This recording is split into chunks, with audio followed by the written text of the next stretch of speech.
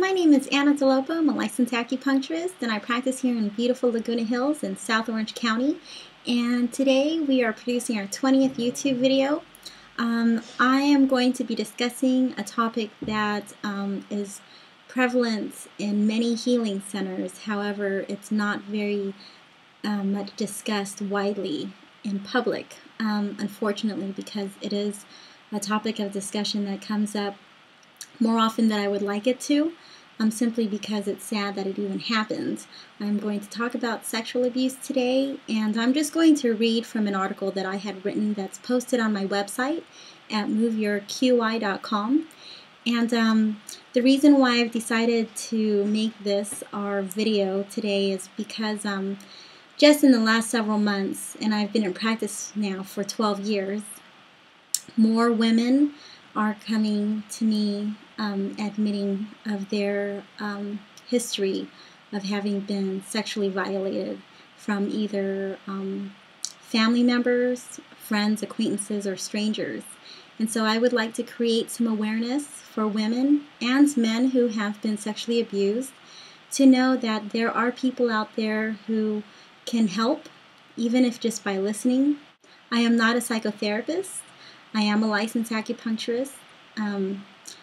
Just in the nature of listening to my patients and understanding where they're coming from an emotional, mental, spiritual level, this kind of information does need to be brought out from time to time, and it's always helpful when patients can be truthful about their past, including any violation of their sexual rights, their personal rights. So instead of going through a whole conversation with you of what how Chinese medicine can help people with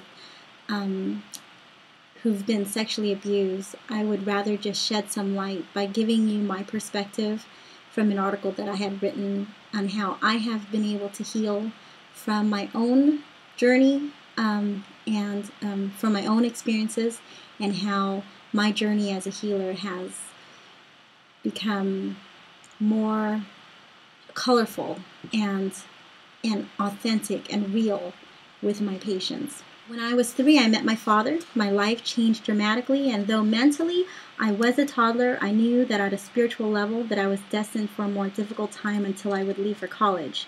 Sexual abuse is not commonly discussed in our society. It is more in the open now than it has been while I was growing up, but there will always be room for more awareness in this particular issue.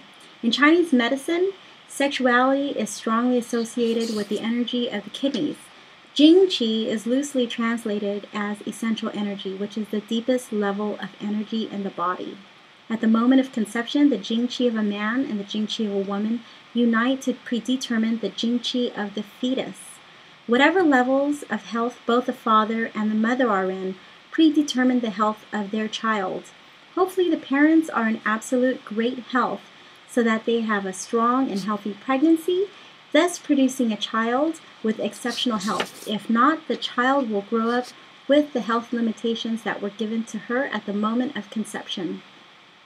Jing Qi is stored in the kidneys. The emotions of the kidneys are fear and willpower. When the energy of the kidneys is weak, a person lives more in fear and acts with less determination than that of a person with stronger kidney qi. When the energy of the kidneys is strong, the person makes bold decisions and follows through with a strong mindset.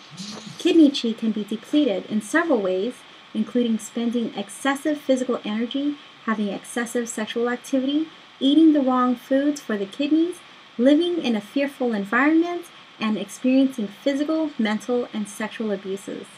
When the kidneys are negatively affected, a person may experience symptoms such as ear ringing, lower back pain, osteoporosis, issues with the central nervous system, the brain and the spine, poor short-term memory, premature grayness of the hair, excessive craving of salty foods, incontinence, infertility, miscarriages, low libido, feeling cold easily, cold-type diarrhea, hot flashes, night sweat, sexual dysfunctions, urinary tract infections, kidney infections, asthma, having a rancid odor, and getting startled easily. History of sexual abuse left untreated can create fertile ground for a pattern of a kidney chi dysfunction to manifest. With the proper counseling, an open heart to heal, revealing her truth and admitting to herself that the sexual abuse was not her fault, I believe that the victim and even the abuser can heal and come to a place of peace and compassion. I speak from experience when I say that it is very possible for the victim to heal and thoroughly forgive the abuser. In my opinion, for the psyche of the victim to be completely non-judgmental, it is critical to undergo proper, constructive, and persistent therapy until her fears have been completely addressed and she is able to forgive wholeheartedly.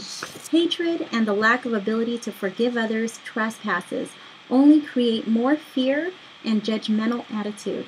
In my parents' house, I used to secretly weep in my bedroom for the violent crimes done to me. My mom put a lock on the bedroom door as if that would prevent my father from touching me. Even as I write this, I can easily recollect the fear that pervaded my heart, body, and soul. I feared having to come home from school. I never wanted my father to pick me up from school, and I was afraid of being home alone with him. I lived in constant fear since I was a toddler until I finally left my house for college. I graduated from high school in 1991. In the 80s was when I mostly suffered, but the agony of frightful memories haunted me well into my 20s. As a child, I was not taught to say no to someone touching me inappropriately. My generation was taught to say no to drugs, but there was no national campaign to sexual abuse awareness, as far as my life is concerned. When I wrote this, I was 34. I was 34, and I have still to witness any public campaign seriously letting children know that their bodies are sacred and should never be violated. When I finally had the courage to speak my truth in my own clinic, I found that many of my female patients had been sexually abused during their childhood and teenage years, some of them into their 20s. Those who had not addressed their violent past found themselves having insecure and unequal relationships with men. This realization gave me clarification as to why I felt so passionate about becoming a healer for my profession. It may sound strange to state that I am grateful for my past, because now I can help those who have suffered the same, if not more. I learned through my own self-growth that forgiveness would be my key of altruistic love for this world. I used to hate my father and many men who slightly reminded me of him. What some people do not realize is that hatred stems from fear for our health and that of society. Victims must learn to face our fears, acknowledge the past, release all hatred, and learn to forgive the abusers unconditionally. The energy of the kidneys has everything to do with our sexuality. Our self-esteem when it comes to our bodies is a manifestation of how we have been raised and how we choose to look at ourselves. Due to my past of sexual abuse, feeding my hatred and anger towards my father only continued my fear. Since fear is an emotion of the kidney chi, all I was doing was creating an unhealthier kidney chi. Though it really helped to talk about the abuse with a professional therapist in my college and postgraduate years, my real healing began when Chinese medicine stepped in and helped me take a genuine look inside myself. I had so many health issues with my kidney energy, and the symptoms were so clear to understand that if I had not learned to extinguish the fear, I was only going to live a life with compromised kidney chi. Chinese medicine strengthened my kidney chi, and I have lived with much stronger willpower than when I had grown up in fear. I now use my voice, and I live with tremendous courage. I encourage all men and women who have been sexually abused to come in for treatments. I know the pain and the shame.